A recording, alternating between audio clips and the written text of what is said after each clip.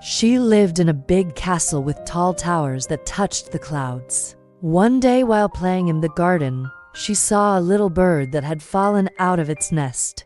The girl, being very curious, went up to the bird and asked it, "Why did you leave your nest?" "Little bird," the bird chirped and said, "I was just exploring and got a little too curious and now I can't get back in." The girl felt bad for the bird, so she carefully picked it up and started to look for its nest.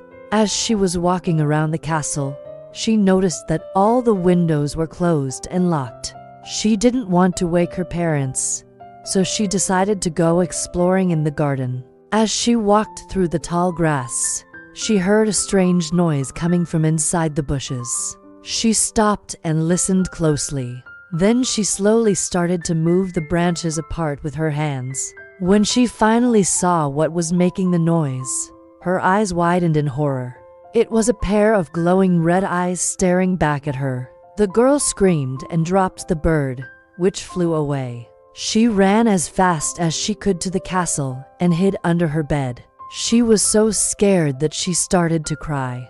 Then she heard a knock on her door. She didn't answer. The knocking continued until her bedroom door swung open and a man with a pitchfork stood in front of her. He had the same glowing red eyes she had seen in the bushes. The girl screamed again and tried to run away, but the man was too quick for her. He grabbed her hand and pulled her out of the room. She struggled to free herself from his grip, but he was too strong. As he dragged her through the castle, she saw the windows were all open now, and the tall grass from the garden was creeping inside.